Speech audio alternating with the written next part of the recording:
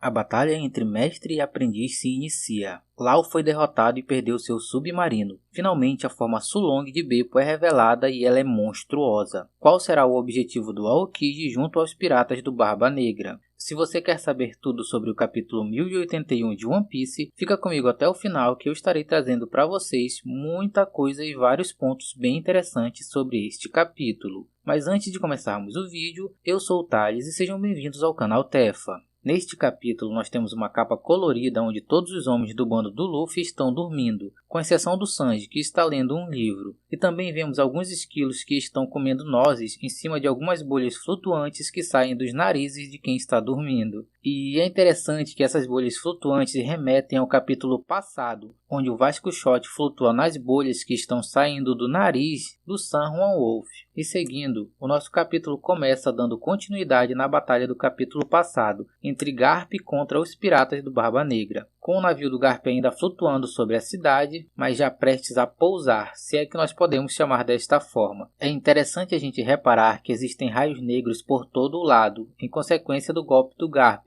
porém esses raios negros não são raios de Haki do Rei. Na animação é bem mais fácil diferenciar o Haki do armamento do Haki do Rei, porém no mangá é um pouco mais complicado, mas não é assim tão difícil. No mangá existem dois fatores que nos confirmam se alguém está ou não utilizando o Haki do Rei. Esses fatores são ou os personagens randos desmaiando e espumando pela boca, como foi quando Shanks derrotou o Kid e alguns tripulantes desmaiaram na hora espumando pela boca, ou então quando algum personagem fala explicitamente que o Haki do Rei está sendo utilizado, como aconteceu no capítulo 1033, onde o Zoro despertou seu Haki do Rei. Além dos randoms desmaiando e espumando pela boca, o King confirma que o Zoro está utilizando este poder. Já quando Garp utiliza o seu Galaxy Impact no capítulo passado, mesmo que o punho esteja carregado de raios negros, não existe nenhum desses fatores. Muito pelo contrário, os randos continuam de pé ao ver o Garp e ainda tentam correr, sem que nenhum deles houvesse desmaiado ou falado sobre a utilização do Haki naquele momento. E já neste capítulo nós ainda podemos ver os raios negros saindo dos punhos de Garp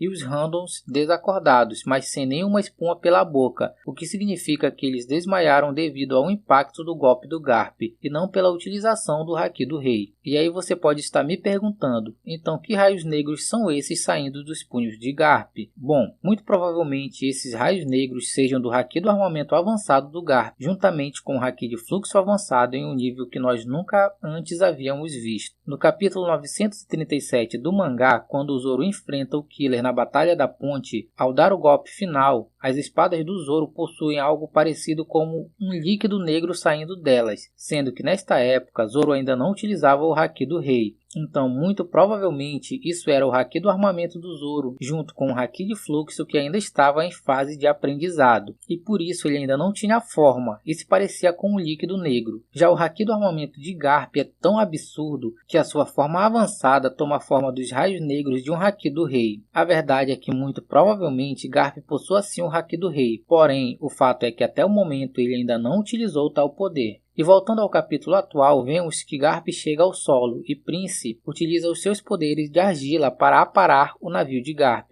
Vemos que ainda tem alguns piratas de pé, mas a maioria deles foi derrotado pelo soco do Garp. E o mais incrível é que no capítulo passado nós vemos o quão poderoso foi este golpe, e mesmo assim nós vemos que Garp está extremamente chateado e se pergunta quando foi que ele ficou tão fraco. Eu sei que para nós isso chega a ser até engraçado, e parece até que o Garp só está querendo contar vantagens ou algo do tipo, mas se você parar para pensar, o Garp no seu auge enfrentava grandes figurões como Chique, o Leão Dourado, Roger, e foi um dos principais responsáveis por dissolver o bando dos piratas Rocks, onde nós sabemos que tinha Barba Branca, Big Mom e Kaido como integrantes. Até mesmo Roger afirmou que eles quase já se mataram diversas vezes. Então sim, todo o poder que nós vimos no capítulo passado pode realmente ter sido um golpe extremamente fraco do Garp, se for comparado com o que esse monstro era capaz de fazer no seu auge. E então nós vemos que Kobe e Hibari já estão quase chegando ao Garp, quando de repente o foco nos olhos do herói aparenta espanto. E logo em seguida vemos que Hibari foi completamente congelada. E sim, Aokiji chega na batalha para impedir que Kobe seja resgatado. Garp olha fixamente para o Aokiji enquanto Kobe pede para que o ex-almirante a transforme de volta e a segure em seus braços. Por outro lado, Aokiji fala que ele não pode deixar que o Kobe escape da ilha enquanto Barba Negra está fora. Pelo menos não enquanto ele estiver lá. Nisso, entra um flashback mostrando como foi que Aokiji conheceu o Barba Negra e decidiu se juntar ao bando do Yonkou. Cerca de um ano atrás, um ano após a luta entre os almirantes em uma certa ilha, nós vemos que Barba Negra está furioso perguntando quem havia feito isso. Porém, ele mesmo já sabia a resposta para sua pergunta e fala que havia apenas uma única pessoa capaz de fazer aquilo e confirma, o Aokiji. Logo em seguida, nós vemos San Juan Wolf com o corpo totalmente congelado, juntamente com Dr. Ki e seu cavalo Stronger, e alguns piratas. Aokiji afirma que foram eles que atacaram primeiro e ele está de coração partido e de mau humor. Já na página seguinte, nós podemos ver que de alguma forma os dois se deram bem e estão bebendo sake e rindo juntos. San Juan Wolf já está descongelado e comendo algo que parece um peixe gigante. Neste momento, todos já estão embriagados e Aokiji nos conta um pouco mais sobre a batalha entre ele e Akainu e faz algumas piadas nos quais todos riem e se divertem bastante. Aokiji mostra então que perdeu uma perna na batalha, e Ávalo Pizarro pergunta se ele arrancou pelo menos um dos braços do Akainu. Aokiji diz que não, mas que o corpo do Akainu está coberto por cicatrizes. Com toda certeza, esta batalha entre os dois almirantes deve ter sido insana. Em seguida, entramos em uma conversa extremamente interessante, onde a Catarina Devon pergunta se Aokiji conhece o homem com a cicatriz de queimadura. E é então que Jesus Bugs e Barba Negra explicam para o Aokiji sobre os Road Poneglyphs e falam que 2 deles estão nas mãos do Kaido e da Big Mom. Um deles não pode ser encontrado e que o outro está em posse do homem com a cicatriz de queimadura. Então vamos lá. Com toda certeza, este poneglyph que o Barba Negra fala que não pode ser encontrado é o que está em Zou, já que Zou é uma ilha ambulante e o Road Poneglyph está dentro da árvore baleia. Ninguém deve sequer imaginar que ele esteja lá. Já em relação ao homem com a cicatriz de queimadura, nós pensávamos que ele poderia ser alguém capaz de ler os poneglyphs quando o mesmo foi citado pelo Kid, quando o Kid falou que precisava encontrá-lo. Mas agora o que vem à minha mente é que muito provavelmente o Kid quisesse encontrá-lo não para ler os seus poneglyphs, mas sim para pegar este poneglyph que o homem com a cicatriz de queimadura possui. Lafitte então explica que o homem viaja em um navio completamente negro e todos os navios que se aproximam dele são engolidos por um redemoinho gigante, que pode ser que isso seja um usuário de Akuma no Mi. Aqui eu vejo 2 possibilidades. A primeira e a mais óbvia é que esses redemoinhos sejam de fato do poder de alguma Akuma no Mi, mas também existe a possibilidade de que isso seja obra de algum tritão ou alguns tritãos. A gente deve lembrar que antigamente um dos Road Poneglyphs estava justamente na Ilha dos Homens Peixe e que justamente este poneglyph simplesmente desapareceu. Caso o poneglyph que o homem com a cicatriz de queimadura possua seja o mesmo que estava na Ilha dos Tritões, não é tão improvável assim que os redemoinhos que afundam os navios seja obra de algum homem-peixe. Já Shiryu da Chuva aposta que o homem com a cicatriz de queimadura possa ser alguém do governo, já que o governo mundial é extremamente corrupto e que isso seria uma carta na manga para eles, já que desta forma seria impossível os piratas juntarem as informações dos 4 Road Poneglyphs e chegarem ao One Piece. Aqui neste ponto também é interessante pensar que o homem com a cicatriz de queimadura possa ter ou já teve em algum momento ligações com o governo mundial. Quem já fez parte da marinha, que é subordinada ao governo, tem cicatriz e também possui poderes que muitos teorizam que possa ser algo como a Logia dos Ventos ou então alguma Akuma no Mi capaz de controlar os ventos? Exatamente. Monkey D. Dragon. Se realmente Dragon possuir alguma Akuma no Mi capaz de controlar os ventos, fazer redemoinho nos mares e afundar navios seria uma coisa extremamente simples para ele. E mais do que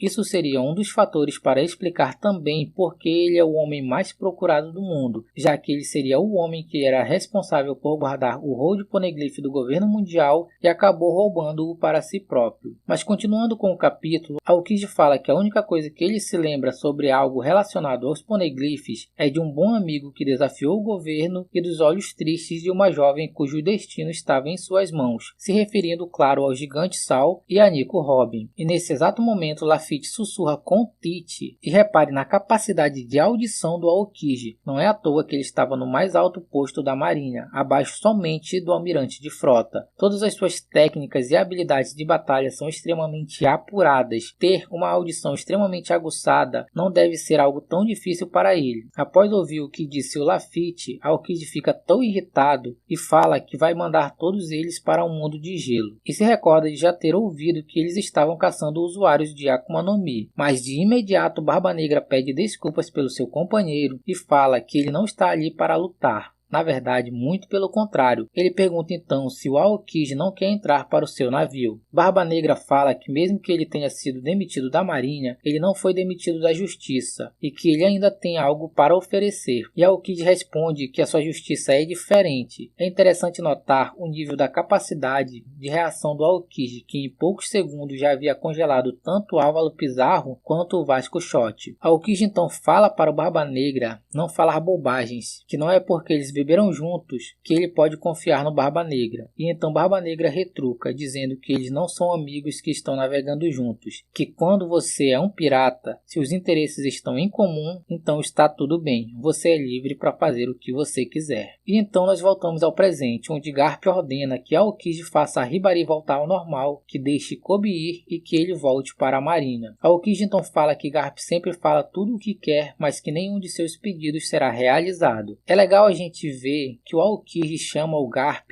de Garp-san, mostrando que mesmo eles estando em lados opostos, ele ainda respeita o seu mestre. Aokiji fala que sempre gostou disso no Garp e que agora ele também está vivendo do jeito que ele quer. E a batalha entre os dois começa. Aokiji então utiliza um golpe chamado Ice Ball e congela o Garp completamente em uma bola de gelo e pergunta se Garp vai matar o seu discípulo número 1 para salvar o seu favorito. Garp então quebra o gelo e, como um bom mestre ensinando o seu discípulo, fala para Aokiji que ele não deve deixar que nada o segure e que já havia lhe ensinado a viver o agora. Com uma velocidade absurda, Garp desaparece dos olhos de todos e agarra Aokiji pelo rosto e lhe fala que pessoas indecisas são fracas. Garp então arremessa Aokiji no chão, causando uma imensa cratera com mais um golpe nomeado, o Blue Hole. E o nosso capítulo então vai para a ilha de Winner, no Novo Mundo, onde nós temos o resultado entre a batalha de Law e Barba Negra. Vemos que o submarino Polar Tang está completamente destruído e afundando no mar, e que Law foi derrotado. Barba Negra então relembra o incidente de Rockport e que os 100 piratas que o Law tirou o coração ainda vivem com medo na ilha pirata, e que com certeza eles irão brindar os seus copos de saque caso Barba Negra leve o coração de Law para eles. E é exatamente nesse momento em que nós vemos que Beppo está deitado no chão, se lembra de uma conversa que ele teve com Chopper e vemos que ele come alguma coisa. Enquanto Barba Negra está tentando decidir se ele vende ou usa o poder do Law e também pergunta se Law pode mesmo torná-lo imortal, de repente o Beppo se levanta do chão com um sombreamento totalmente escuro e sinistro e avisa para o Barba Negra não tocar em seu capitão. E nossa, pela primeira vez nós vemos a forma Sulong do Beppo e ela é assustadora. Beppo fica extremamente grande e poderoso e com um único golpe ele joga Barba Negra e Van Aug para longe. Barba Negra se espanta com a forma Sulong,